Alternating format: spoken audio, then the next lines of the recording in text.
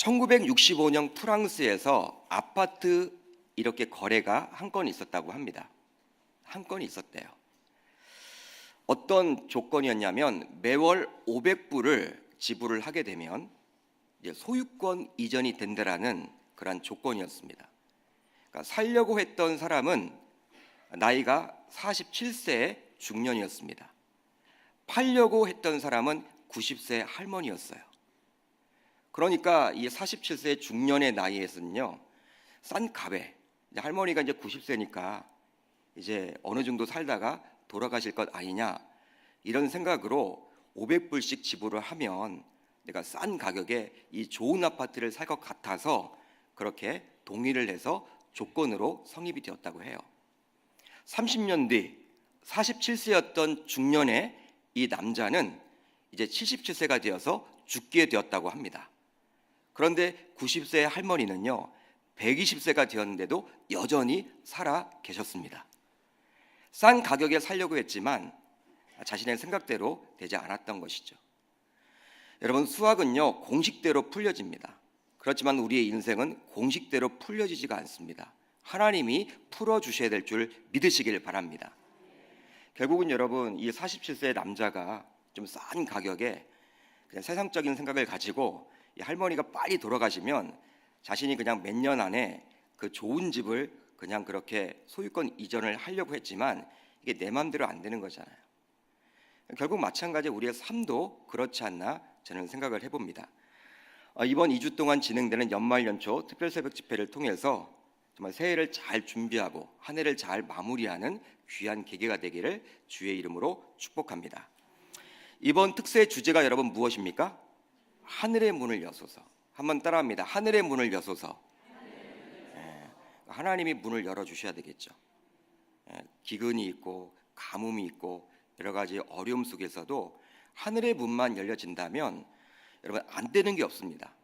세상을 보게 되면 다 안 된다고 그러잖아요. 어렵다고 그러잖아요. 그렇지만 우리가 그 어렵다라는 그 상황 속에서도 하나님은 답을 가지고 있어요. 하나님은 해결책을 가지고 있으십니다. 그 하나님만을 붙드시는 이 새벽이 되시기를 주의 이름으로 축복합니다. 요즘 언론과 방송을 보게 되면요 온통 답답한 소식들 뿐입니다. 답답한 그 자체예요. 나라 안과 밖을 보더라도 그냥 꽉 막혀 있는 형국입니다. 정치를 봐도 그렇고 경제를 봐도 그렇고 외교, 국방, 교육을 봐도 그렇습니다. 심지어 먹고 사는 것도요 이렇게 만만치 않아요. 요즘에 여러분 참 경제가 힘들어서 사업하기도 힘들고 또 기업들도 잘 안 된다 그래요. 뭐 대기업들 몇 개만 호황이지 대부분의 사업장들은요 어렵다라고들 이야기를 합니다. 자녀를 양육하는 것도 힘겹죠. 건강 관리하는 것도 마찬가지입니다. 어렵습니다. 사람들과의 관계를 맺는 것도 쉽지가 않아요. 주거 문제로 항상 2년마다 전전긍긍하기도 합니다. 그렇다면 여러분 노후는 어떻습니까? 여러분들의 노후 생활은 어떻게 보장이 되어 있습니까? 뭐 준비가 잘 되어 있지 않기 때문에 답답함이 그지없죠. 특별히 믿음을 지키며 살아가는 것도 만만치 않은 것 같아요. 즉 우리 인간의 노력으로는 불가능한 것 뿐입니다. 그런 불가능한 것 상황이 많이 있다라는 것이죠. 미래학자들이 내다보는 내년도 한국 사회는요 확실한 것보다도 불확실한 것들이 훨씬 많다라고 이야기를 합니다. 마치 짙은 안개가 끼어 한 치 앞도 내다볼 수 없는 그런 느낌이라고 해야 될까요? 그러니까 가능한 것이 없는 것 같아요. 다 불확실성의 그러한 세상 속에서 우리는 살고 있지 않나 그런 생각을 해보게 되죠. 우리가 여러분 서해안 고속도로를 타고 가다 보면요 이 짙은 안개 구간이 있어요. 이렇게 서해안 고속도로를 타고 가다 보면요 이 바닷가가 옆에 있어서 그런지는 몰라도 짙은 안개가 끼어서 정말 차를 타고 가는데도 불구하고 10m 앞도 내다볼 수 없는 그런 상황에 처할 때가 있습니다. 당황스럽죠.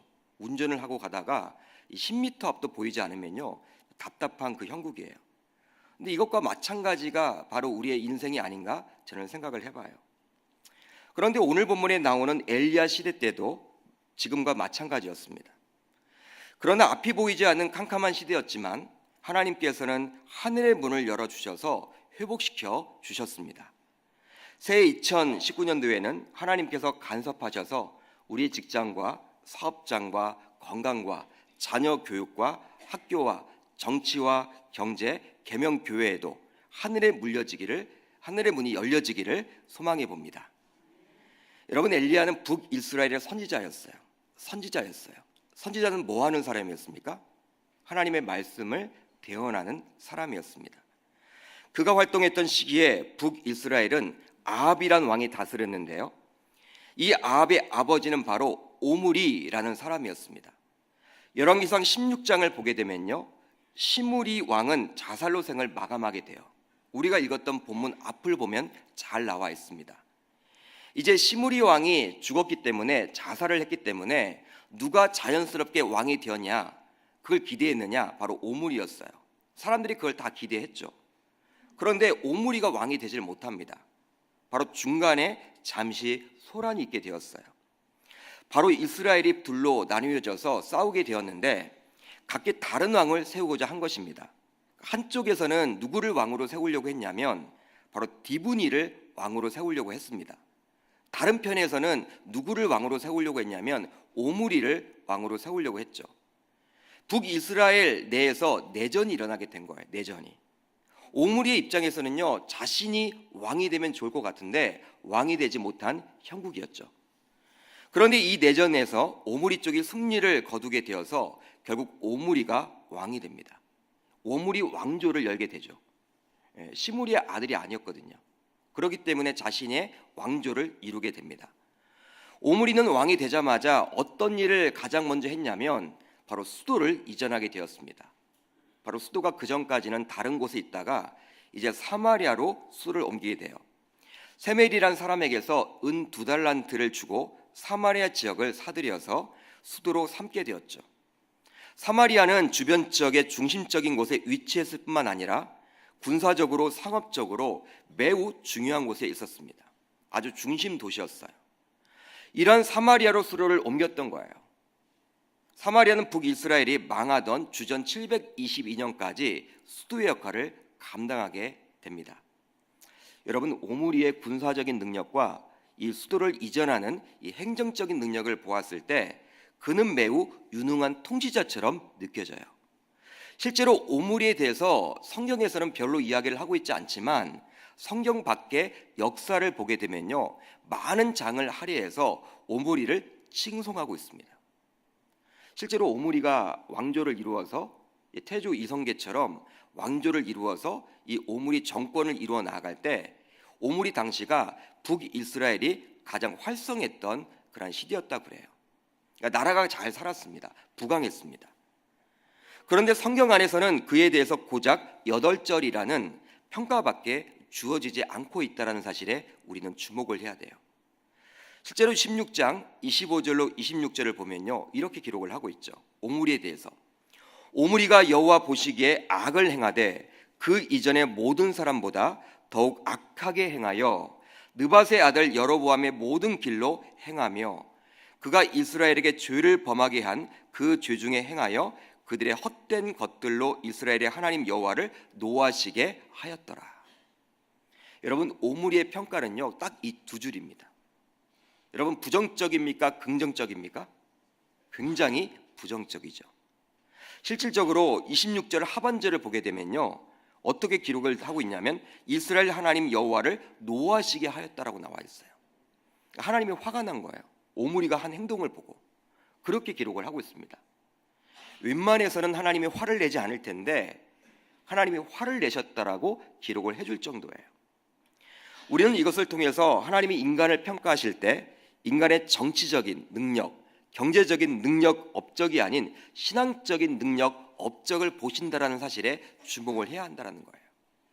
우리가 어떤 배경을 가지고 있으며 어떤 사회적인 위치에 놓이고 있는지를 보지 않고 우리 주님께서는 오직 주를 향한 그 믿음을 보신다라는 사실이에요.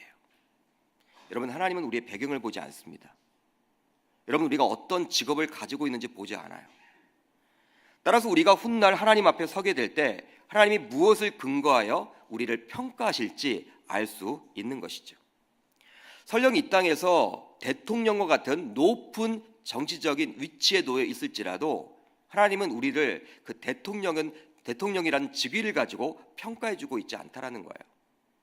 설령 이 땅에 살면서 돈을 많이 벌어서 재벌이 되었더라도 하나님은 재벌이라는 그 지위기를 보지 않는다라는 거예요. 여러분 무엇을 보십니까? 바로 우리의 믿음을 보신다라는 사실입니다. 그렇기 때문에 우리는 항상 말씀에 비추어서 자신의 믿음을 점검해야 하는 것이죠. 이런 오므리 왕이 죽고 이젠 그의 아들 아합이 왕이 되었어요.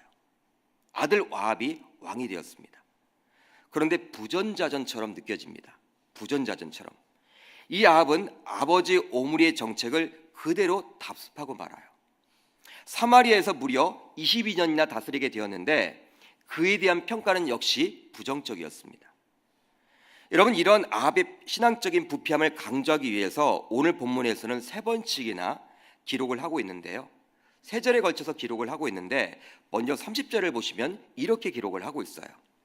오므리의 아들 아합이 그의 이전 모든 사람들보다 여호와 보시기에 악을 더욱 행했다. 여러분 이스라엘 백성들이 악을 행하지 않았습니까? 그런데 그들보다도 더욱더 악을 행했다라고 기록을 해주고 있어요. 또 있습니다. 31절을 보시면요, 느밧의 아들 여로보암의 죄를 따라 행하는 것을 오히려 가볍게 여기며. 여로보암에 대해서 우리는 잘 알고 있죠. 솔로몬의 아들이었던 르호보암이 있었는데 그때 솔로몬의 부하였던 여로보암이 이 구테타를 일으켜서 이제 북이스라엘을 쟁취하게 됩니다. 여러분 그 이후부터 그는 이제 우상을 섬기게 되죠. 그런데 그 여로보암의 죄가 이 아합의 죄보다는요 가볍다라는 거예요. 그렇게 기록을 해주고 있죠. 33절을 보게 되면요, 그는 그 이전에 이스라엘의 모든 왕보다 심히 이스라엘 하나님 여호와를 노하시게 하였더라. 역시 하나님을 노하게 했다라고 기록을 해주고 있어요.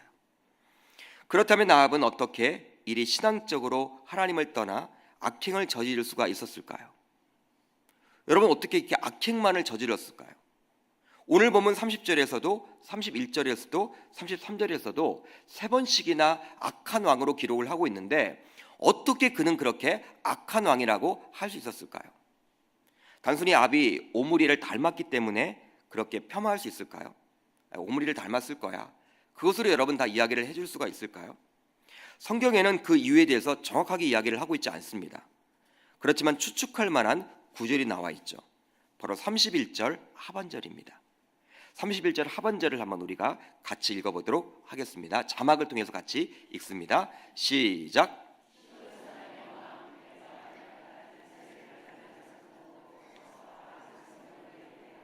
아멘. 시돈 사람의 왕 엣발의 딸 이세벨을 아내로 삼고 가서 바알을 섬겨 예배했다. 바로 아합이 시돈 왕 엣발의 딸 이세벨을 아내로 삼았음을 보여주고 있죠. 실제로 엣바알의 뜻은 무엇입니까? 바알과 함께한다. 여러분 이름 자체가 바알과 함께한대요. 근데 그 집에 여러분 딸과 결혼을 한 거예요. 이름에서 알 수 있듯이 엣바알, 아버지였던 엣바알, 그러니까 아합의 장인 어른이었던 엣바알과 그의 딸이었던 이세벨은 바알 숭배자였습니다. 바알을 아주 경건하게 숭배했던 사람들이었어요. 이런 집안과 혼인을 했다라는 것에서 아합이 이젠 하나님과는 멀어지고 결국 이스라엘을 바알 아스라의 나라로 만들어감을 알 수 있는 거예요.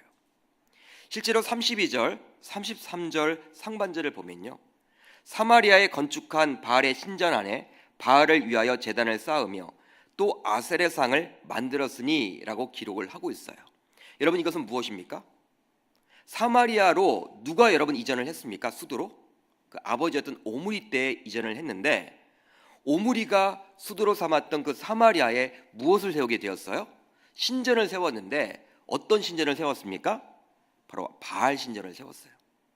그 신전 안에 바알을 위한 제단을 쌓았고요, 또 아세라상을 만들었다라고 기록을 하고 있습니다. 여러분 한번 생각을 해보세요. 남유다의 수도인 예루살렘에는요 하나님께 제사를 드리는 성전이 있다고 치면 이제 북이스라엘의 수도였던 사마리아에 바알과 아세라상께 바치게 예배하기 위한 신전이 세워졌음을 알 수 있는 거예요. 여러분 신전이 세워졌습니다. 바알을 위한 신전. 여러분, 그만큼 신앙에 있어서 이런 좋지 못한 부정적인 것들은요, 전염이 빠르다라는 사실을 우리가 알 수 있죠. 처갓집의 신앙을 그대로 답습해 버립니다. 받아들여 버립니다. 우상 숭배도 마찬가지라고 저는 생각을 합니다. 한번 용인하거나 묵인을 하게 되면 그 속에서 헤어나오질 못하게 돼요. 헤어나오질 못합니다. 그러니 우리는 항상 영적으로 끼어 있어야 하는 것이죠. 우리가 여러분 개인적으로 생각할 때 이것쯤은 괜찮을 거야 라고 생각하는 게 아주 위험한 거예요. 여러분, 그것이 넘어가 버리면 안 되는 거예요. 그렇기 때문에 우리는 영적으로 잘 분별할 줄 알아야 하는 것이죠. 영적으로 깨어있지 못하면 저와 여러분들도 어느 순간 아합과 같이 제대로 분별하지 못하고 우상에 빠져서 지낼 수도 있기 때문입니다. 여러분, 그렇습니다. 여러분, 이런 바알과 아세라를 섬기는 우상 숭배, 이 우상 숭배를 하게 된 궁극적인 원인은 바로 아합이 이세벨과 혼인하면서부터인 것 같아요. 혼인하면서부터였습니다. 이것을 통해서 우리는 주위 환경의 영향이 얼마나 중요한지를 깨닫게 되는 것이죠. 특별히 한 가정에서 남편과 아내의 신앙은요, 상대에게 서로 얼마나 영향을 끼치는지 우리가 잘 아는 거예요. 그러기에 사도 바울은 신자인 저와 여러분들에게 이렇게 권면을 합니다. 고린도후서 6장 14절을 보면 이렇게 나와 있어요. 너희는 믿지 않은 자와 멍에를 함께 매지 말라. 의와 불법이 어찌 함께하며 빛과 어둠이 어찌 사귀며. 여기에 나와 있는 멍에를 함께 매지 말라는 것은 무엇이냐면요, 결혼을 하지 말라는 의미예요. 그냥 여러분, 교제를 하지 말라는 의미가 아니고 결혼을 하지 말라는 의미입니다. 따라서 이 자리에 결혼 정년기에 속한 분들이 앉아 있거나 가족 가운데 결혼 정년기의 자녀 혹은 손주가 있다면 결혼 대상자를 선택할 때 이 말씀을 꼭 기억하셔서 선택하실 수 있기를 주님의 이름으로 축복합니다. 물론 불신자와 만나 결혼하여 그 불신자가 신앙을 갖도록 인도할 수는 있겠지만 이것은 내 의도대로 잘 되지 않아요. 내 의도대로 되지 않습니다. 결코 쉽지 않기 때문에 사도 바울은 불신자와 함께 멍에를 매지 말라고 단호하게 명령형으로 이야기를 해주고 있는 거예요. 그러니 결혼 경력기가 오기 전에 본인과 가족들은 결혼하게 될 배우자를 놓고 간절히 기도해야 하는 것이죠. 여러분, 자녀를 위해서 여러분 기도할 때 공부 잘하기 위해서 그것만 놓고 기도해서는 안 돼요. 배우자를 위해서도 기도하셔야 됩니다. 그렇지 않으면 결혼을 해야 한다는 것 때문에 아주 중요한 것을 놓치기 쉬워요. 우리 계명교회 성도님들은 본인이, 자녀들이, 손주들이 이세벨과 같은 배우자를 만나지 않도록 간절히 기도할 수 있기를 주님의 이름으로 축복합니다. 또 한 가지 살펴볼 구절은요, 바로 34절입니다. 그 시대에 베델 사람 히엘이 여리고를 건축하였는데 그가 그 터를 쌓을 때 맏아들 아비람을 잃었고 그 성문을 세울 때 막니 아들 수굽을 잃었으니 여호와께서 눈의 아들 여호수아를 통하여 하신 말씀과 같이 되었더라. 열왕기상 저자는요, 아합이 이세벨과 결혼하여 바알과 아세라를 섬기는 우상 숭배, 이 우상 숭배 이야기를 하다가 갑자기 느닷없이 여리고를 건축하는 이야기를 꺼내고 있어요. 굳이 이야기를 적어놓지 않아도 될 텐데 굳이 이 이야기를 지금 기자는 적어놓고 있습니다. 여러분, 이 내용을 자세히 알기 위해서는요, 여호수아 6장 26절을 우리가 살펴봐야 합니다. 여호수아가 그때 맹세하게 하여 이르되 누구든지 일어나서 이 여리고성을 건축하는 자는 여호와 앞에서 저주를 받을 것이라. 그 기초를 쌓을 때 그의 맏아들을 잃을 것이요 그 문을 세울 때 그의 막내 아들을 잃으리라 하였더라. 하나님의 말씀에 따라서 여리고성을 점령했습니다. 여리고성을 진멸했어요. 진멸하고 나서 여호수아는 하나님의 말씀을 예언하게 되었는데요, 어떤 말씀을 예언했냐면 앞으로 여리고성을 건축하는 사람은 어떻게 된다? 그 장남이 죽게 된다는 거예요. 기초를 쌓을 때, 그리고 문을 달아둘 때, 완성을 할 때 누구를 잃게 된다고 나와 있습니까? 막내 아들을. 여러분, 끔찍하지 않습니까? 장남이 여러분 얼마나 귀해요. 그리고 막내 아들이 얼마나 귀합니까? 그런데 아들 둘을 잃게 된다는 거예요. 아주 무서운 저주죠. 즉 우리의 이성적인 사고로는 이해할 수 없을 것 같아요. 왜 하나님이 굳이 그러한 예언을 했을까? 여러분, 그렇지만 저주도요, 하나님의 말씀입니다. 이 말씀이 이루어져요. 그런데 오늘 보면 34절을 보면요, 아합 시대에 여호와의 말씀을 어기고 여리고를 건축한 사람이 생겨나게 되었다라는 거예요. 여러분, 그 사람의 이름이 누구였습니까? 오늘 보면 34절을 보면 나와 있죠. 누구였습니까? 베델 사람 히엘이라는 사람이었습니다. 그는 결과적으로 장남 아비람과 막내 아들 수굽을 모두 잃어버리게 돼요. 참 안타까운 일이 벌어지게 되는 것이죠. 그런데 성경에서 보여주고자 하는 것은요, 무엇이냐면, 갑자기 이 사건을 기록하고 있는 것은 무엇이냐면, 이런 불순종한 사건이 아합 시대에 일어났다는 거예요. 다른 시대가 아니라 어떤 시대? 아합 시대에 일어났다는 사실입니다. 34절은 그러기에 이렇게 시작을 하죠. 그 시대. 여러분, 그 시대는 어떤 시대였습니까? 바로 아합의 시대. 즉, 아합이란 리더가 영적으로 부패하고 우상을 숭배했는데, 이런 영적 분위기가 아합 자신과 그의 가족에게만 영향을 끼친 것이 아니더라는 거예요. 영적인 지도자가 타락을 하니까 어떻게 됩니까? 그 공동체가 다 엉망이 되더라는 것입니다. 그러니까 일반 백성들에게도 영향을 끼쳐서 하나님의 말씀을 대수롭지 않게 어기게 되었음을 이야기해주고 있는 거예요. 이것을 보여주고자 아합 시대에 있었던 이 한 사건을 기록해주고 있는 것입니다. 그만큼 여러분, 영적 지도자는 굉장히 중요합니다. 영향력이 그만큼 크기 때문이죠. 여러분, 신자들 가운데서도요, 이런 분들이 있어요. 어떤 분들은 내 교회만 잘 되면 되지, 한국교회 전체를 위해서 기도할 필요가 있느냐, 우리 목사님만 중요하지 한국교회 목사님들을 위해서 기도를 해야 하느냐, 이렇게 물어보는 분들이 있어요. 그러나 분명한 것은 내 교회만 건강해질 수는 결코 없다라는 거예요. 여러분, 내 교회만 건강해질 수는 결코 없다라는 거예요. 한국교회가 영적으로 엉망인데 내 교회만 영적으로 깨어있기 힘들더라는 거예요. 쉽지 않다라는 거예요. 왜냐하면 시대의 영적인 분위기가 바로 분명히 존재하기 때문에 그리하는 것이죠. 바로 아합이란 지도자가 영적으로 바로 서 있지 못하게 되자 그 아합의 통치를 받았던 일반 백성들도 하나님의 말씀을 쉽게 어기게 되더라는 것이죠. 여러분, 여호수아 선지자가요 500년 전에 예언을 했습니다. 500년 전에. 근데 500년 동안은 이 말씀을 지켜왔어요, 사람들이. 여리고를 여러분 감히 건축하려고 하지 않았습니다. 나서는 사람이 없었어요, 500년 동안은. 그런데 아합 시대에 그런 사람이 나타난다는 것은요, 이 영적인 지도자인 아합이 타락을 하자 다 물드는 거예요. 물드는 거예요. 그러니까 우리는 영적인 지도자를 위해서 기도해야 하는 것이죠. 여러분, 어떤 의미로 이 새벽에 나와서 말씀을 듣고 기도하는 우리들 모두 영적인 지도자라고 할 수 있습니다.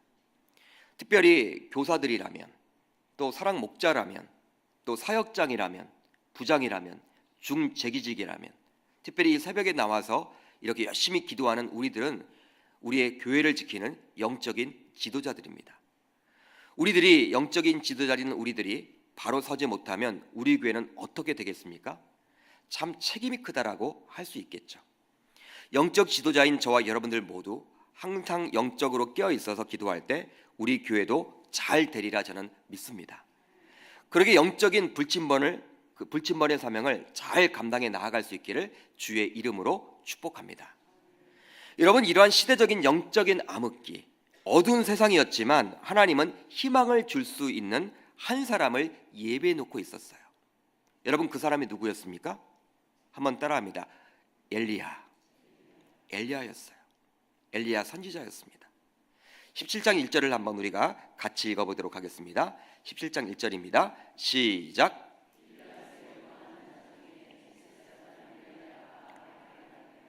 내가 섬기는 이스라엘의 하나님 여호와께서 살아계심을 두고 맹세하노니 내 말이 없으면 수년 동안 비도 이슬도 있지 아니하리라.